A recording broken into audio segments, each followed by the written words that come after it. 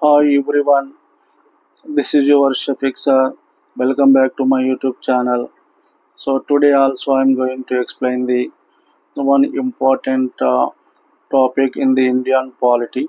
So in our previous videos, I am already covered that history of Indian Constitution, fundamental rights, total articles. So how many articles are there in the fundamental rights? So you know that clearly. I am explain about that. Today I am going to explain the what is the directive principles of state policy. So here principles of state policy, directive principles of state policy. So state is nothing but, what is the state is nothing but government. State is nothing but government policy. So every government has their own policy. So policy directive principle, directive దీన్ని ఆదేశిక సూత్రాలు అంటారు. ఒక ప్రభుత్వం కలిగినటువంటి పాలసీస్ని, ప్రభుత్వ పాలసీస్ని ఏ విధంగా అమలు చేయాలి అని తెలియజేసేది directive principles of state policy అని మనం చెప్పవచ్చు. It's very simple one. So every government has their own policies. ప్రతి ప్రభుత్వము తన యొక్క పాలసీస్ని కలిగి ఉంటుంది. ఆ పాలసీస్ని ఏ విధంగా అమలు చేయాలి, ఎవరి కొరకు చేయాలి అని తెలియజేసేదే డైరెక్టివ్ ప్రిన్సిపల్స్ అని మనం చెప్పవచ్చు. Our understand about that what is the directive principles of state policy. State అంటే గవర్నమెంట్, పాలసీ అంటే విధానము. సో ఆదేశిక సూత్రాలు అని కూడా మనం చెప్పవచ్చు. ఇది కూడా మనకు ఎస్ఐ, కానిస్టేబుల్, సో రకరకాల కాంపిటేటివ్ ఎగ్జామ్స్లో దీని గురించి కొన్ని క్వశ్చన్స్ ఇవ్వడం జరుగుతుంది. Carefully listen this video class. So before that, everyone subscribe my channel and share and like my channel. Okay, so ఇక్కడ చూడమ్మా. So in the first time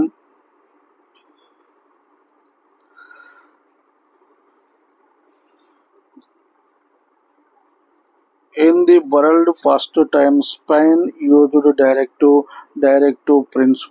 directive principles అనేటువంటి వర్డ్ని ఎవరు యూజ్ చేశారంటే స్పెయిన్ దేశానికి చెందినటువంటి వాళ్ళు దీన్ని ఫస్ట్ టైం డైరెక్టివ్ ప్రిన్సిపల్స్ అనేటువంటి పదాన్ని ఉపయోగించడం జరిగింది. So later Ireland. So Ireland received the directive principles from Spain country నుంచి ఐర్లాండ్ దేశం అనేది డైరెక్టివ్ ప్రిన్సిపల్స్ అనేటువంటి విధానాన్ని వారి యొక్క రాజ్యాంగం నుంచి తీసుకోవడం జరిగింది. ఫస్ట్ వరల్డ్లో directive principles word used by the Spain country. Then Ireland country they taken the directive principles method from the Spain constitution నుంచి తీసుకోవడం జరిగింది. So but Indian constitutional assembly members borrowed that. సో మన భారతదేశ రాజ్యాంగ పరిషత్ సభ్యులు ఈ డైరెక్టివ్ ప్రిన్సిపల్స్ అనేటువంటిది మనం ఐర్లాండ్ కంట్రీ నుంచి తీసుకోవడం జరిగింది. సో ఇది ఎగ్జామ్లో అడుగుతూ ఉంటాడు, చాలాసార్లు ఎగ్జామ్లో అడుగుతుంటాడు ఇది. అంటే so directive principles are taken from Ireland country, Germany లేదా ఇంగ్లాండ్, అమెరికా. ఏ కంట్రీ నుంచి తీసుకున్నామంటే ఐర్లాండ్ నుంచి మనము తీసుకున్నాం అనేది గుర్తుపెట్టుకోవాలి ఎగ్జామ్లో బాగా. సో ఆదేశిక సూత్రాలను ఏ రాజ్యాంగం నుంచి, ఏ కంట్రీ నుంచి తీసుకున్నాము అంటే ఏ దేశ రాజ్యాంగం నుంచి, ఐర్లాండ్ కంట్రీ నుంచి తీసుకున్నాము. So totally the directive principles explained the article 36 to 51 articles మన భారత రాజ్యాంగంలో దేని గురించి ఎక్స్ప్లెయిన్ చేస్తున్నాయంటే మన యొక్క రాజ్యాంగం గురించి ఎక్స్ప్లెయిన్ అనేది చేస్తున్నాయి, మన ఆదేశిక సూత్రాల గురించి ఎక్స్ప్లెయిన్ చేస్తున్నాయి. ఓకే, సో ఈ ఆర్టికల్ నుంచి 36 ఆర్టికల్ టు 51 ఆర్టికల్ మనకు ఫండమెంటల్ రైట్స్ ఎక్కడి నుంచి 12th ఆర్టికల్ నుంచి 12th ఆర్టికల్ టు మనకు 35 ఆర్టికల్ వరకు ఫండమెంటల్ రైట్స్ మనకు థర్డ్ పార్ట్లో రాజ్యాంగంలో 3వ భాగంలో చేర్చడం అనేది జరిగింది. ఫండమెంటల్ రైట్స్ అనేటువంటివి ఆల్రెడీ క్లియర్గా నేను చెప్పాను. But directive principles are incorporated in the constitution 4వ భాగంలో 4th పార్ట్లో 12 ఇవి చేర్చడం అనేది జరిగింది. సో 36 ఆర్టికల్ నుంచి 51 ఆర్టికల్ ఆదేశిక సూత్రాల గురించి, directive principles of state policy గురించి అవి ఎక్స్ప్లెయిన్ చేయడం అనేది జరుగుతుంది. సో ఇది కూడా ఎగ్జామ్లో అడిగే ఛాన్స్ ఉంటుంది. సో డైరెక్టివ్ ప్రిన్సిపల్స్ ఏ పార్ట్లో ఇంక్లూడ్ చేయడం జరిగిందంటే ఫోర్త్. ఫండమెంటల్ రైట్స్ ఏ భాగంలో రాజ్యాంగంలో చేర్చడం జరిగింది? థర్డ్ పార్ట్లో చేయడం జరిగింది. బట్ డైరెక్టివ్ ప్రిన్సిపల్స్ అనేది 4th పార్ట్లో ఇంక్లూడ్ చేయడం జరిగింది. So they are 4th part of constitution. Directive principles are the 4th part of the constitution. So ఇక్కడ చూడండి, directive principles are compulsory to the establishment of political and economic democracy. ఆదేశిక సూత్రాలు అనేటువంటివి రాజ్యాంగంలో దేని గురించి ఎక్స్ప్లెయిన్ చేస్తున్నాయంటే ఎస్టాబ్లిష్మెంట్ ఆఫ్ పొలిటికల్, ఒక రాజకీయ నిర్మాణం చేసుకోవడానికి, తర్వాత ప్రజాస్వామ్య ఆర్థిక వ్యవస్థను నిర్మించుకోవడానికి ఆదేశిక సూత్రాలు అనేటువంటివి చాలా ఉపయోగపడుతున్నాయి ప్రభుత్వానికి మనం చెప్పవచ్చు. సో ప్రభుత్వం కలిగినటువంటి విధానాన్ని ఆదేశిక సూత్రాలని మనం చెప్పాలి. అది ఏ విధంగా అమలు చేయాలి దాన్ని తెలియజేసేది directive principles of state policy అంటారు. So okay, directive principles are not justiciable అంటే రాజ్యాంగ ఈ ఆదేశిక సూత్రాలకు న్యాయ పరిరక్షణ అనేటువంటిది ఉండదు. There is not justiciable. So fundamental rights కి జస్టిసబుల్ ఉంటుంది. న్యాయ పరిరక్షణ మనం చట్టాల ద్వారా కోర్టులకు వెళ్ళి మన యొక్క ఫండమెంటల్ రైట్స్ మనం కాపాడుకోవచ్చు. కానీ ఆదేశిక సూత్రాలకు న్యాయ పరిరక్షణ అనేటువంటిది ఉండదు. న్యాయస్థానాల ద్వారా వాటిని మనం పరిరక్షించుకోలేము. Okay, directive principles are not applicable Jammu and Kashmir. Recently 370 article అక్కడ లిఫ్ట్ చేయడం జరిగింది కాబట్టి ఇప్పుడు మనం డైరెక్ట్ ప్రిన్సిపల్స్ అక్కడ కూడా అమలు చేయవచ్చు. బిఫోర్ ది 370 ఆర్టికల్ ఇది ఏం చెప్తుందంటే జమ్మూ అండ్ కాశ్మీర్కి ప్రత్యేక రాజ్యాంగాన్ని, ప్రత్యేక స్వయం ప్రతిపత్తి కల్పించడం జరిగింది. Autonomous powers provides to the Jammu and కాశ్మీర్కి ఒక ప్రత్యేకమైన రాజ్యాంగము, ప్రత్యేకమైన యంత్రాంగము, మన యొక్క ప్రభుత్వ అధికారాలు కానీ ప్రభుత్వ అమలు చేస్తున్నటువంటి పథకాలు కానీ జమ్మూ అండ్ కాశ్మీర్కి వర్తించదు. So before the lifting the 370 article. So ఎప్పుడైతే 370 ఆర్టికల్ని మన జమ్మూ అండ్ కాశ్మీర్లో ఎత్తివేయడం జరిగిందో కేంద్ర ప్రభుత్వము, Jammu and Kashmir also one of the part of the Indian government మన ప్రభుత్వంలోకి తీసుకోవడం జరిగింది. But before the directive principles are not applicable to the Jammu and కాశ్మీర్కి అవి అప్లికబుల్ కాలేదు. Directive principles has less important than fundamental rights.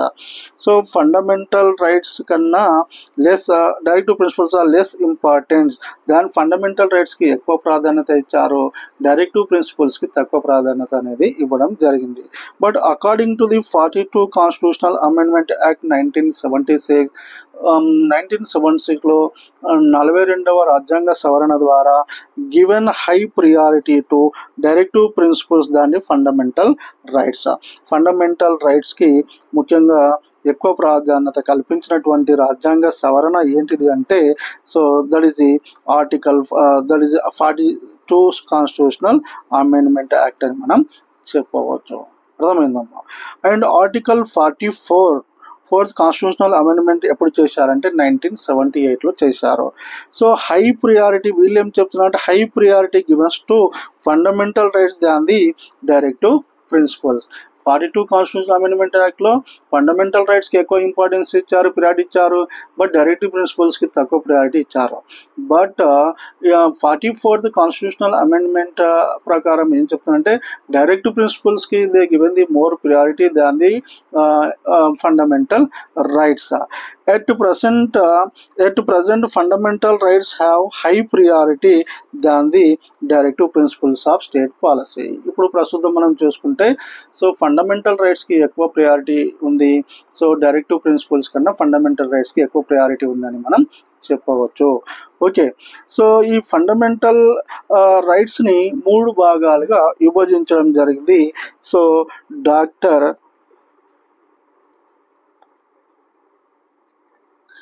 MP Sharma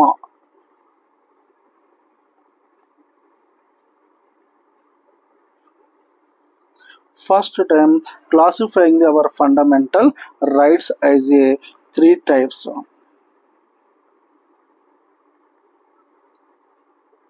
3 భాగాలుగా fundamental రైట్స్ని classify చేసినటువంటి మొదటి వ్యక్తి ఎవరంటే doctor MP Sharma. MP Sharma అనేటువంటి ఆయన ఫండమెంటల్ రైట్స్ని 3 రకాలుగా విభజించడం అనేది జరిగింది. So what is that? They are that socialistic principles,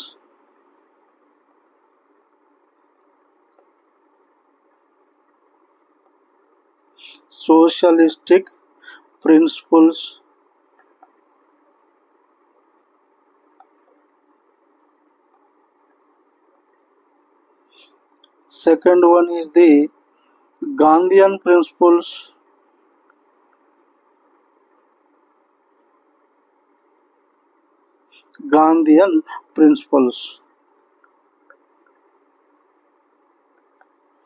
third one is the liberal principles.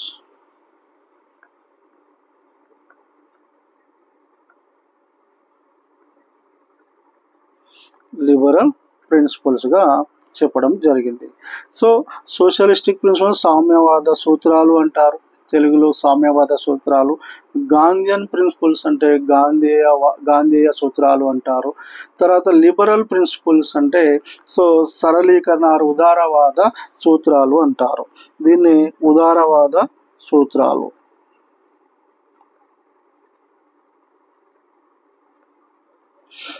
దీన్ని సామ్యవాద సూత్రాలు అంటారు.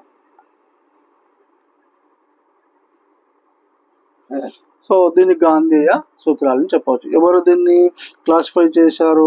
Doctor MP Sharma.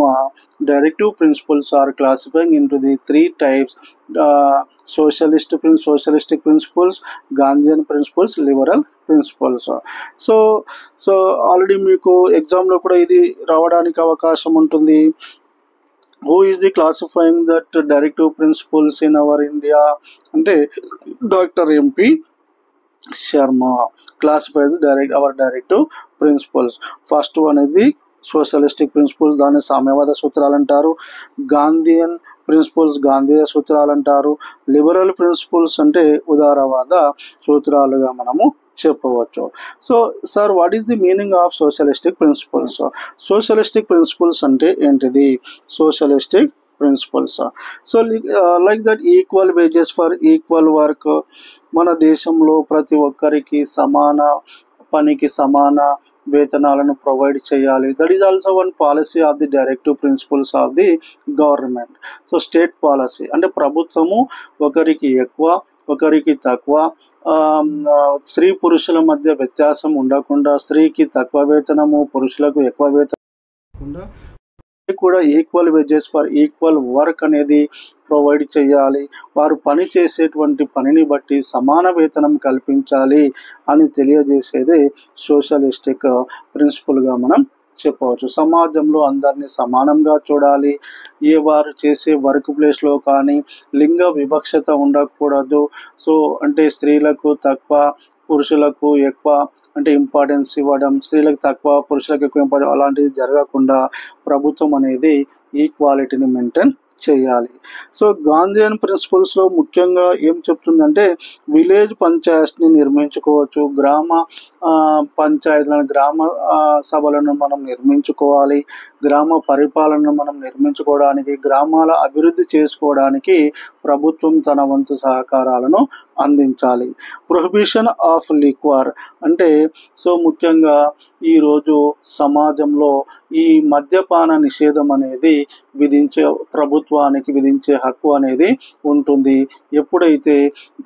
ఎప్పుడైతే సమాజంలో ఈ ఆల్కహాల్ అనేటువంటిది ఎక్కువగా పెరిగిపోవడం వల్ల అనేక రకాలైనటువంటి సమస్యలు అనేటువంటివి వస్తూ ఉంటాయి. కాబట్టి సమాజంలో అసాంఘిక కార్యక్రమాలకు ఇవి ప్రోత్సహిస్తాయి. కాబట్టి ఆల్కహాల్ కానీ అసాంఘిక కార్యక్రమాలు సమాజంలో ఒక ఎలాంటి మార్పు తీసుకొని రావాలన్నా కానీ ప్రభుత్వం కొన్ని నిర్ణయాలను తీసుకోవచ్చు.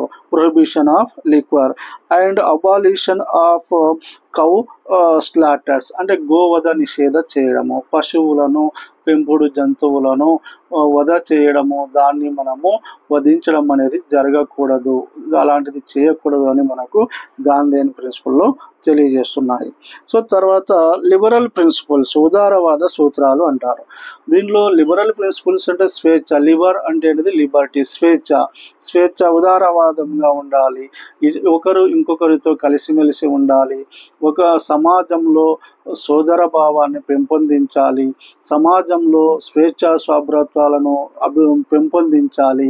So that is also one principle of the state policy, ప్రభుత్వం కలిగినటువంటి ఒక విధానంగా మనం చెప్పవచ్చు. సో దాంట్లో చూడండి, judiciary organisation is separated from the executive, కార్యనిర్వహణ అధికారాలను న్యాయ వ్యవస్థకు దూరంగా ఉంచాలి. So judiciary council is one independent council. న్యాయ వ్యవస్థలో ఈ కార్యనిర్వాహక అధికారులను, కార్యనిర్వాహక శాఖ యొక్క ఇన్వాల్వ్మెంట్ అనేది ఉండకూడదు, న్యాయశాఖకు స్వయం ప్రతిపత్తి అనేది కల్పించాలి అని చెప్తుంది. రెండోది ఏం చెప్తుందంటే ఉదారవాద సూత్రాలు follow and respect for international law అంటే ప్రపంచంలో ఉన్నటువంటి అంతర్జాతీయ చట్టాలను మనము ఫాలో చేయాలి, వాటిని రెస్పెక్ట్ కూడా చేయాలి, అమలు కూడా చేయాలి. That is also one principle in the liberal policy for the world. ప్రపంచ శాంతిని కాంక్షించడానికి, ప్రపంచంలో అభివృద్ధిని పెంచడానికి, ప్రపంచంలో పీస్ అండ్ సెక్యూరిటీని ప్రొవైడ్ చేయడానికి మనం ఇంటర్నేషనల్ లాస్ని మనము ఫాలో చేయాలి. So peace and security, so ఇవి మనకు ముఖ్యంగా ఆదేశిక సూత్రాలు అని మనం చెప్పవచ్చు. ఇక్కడ నుంచి 36 article to 51 article clearly says that about the directive principles of the state policy. Okay, so thank you everyone.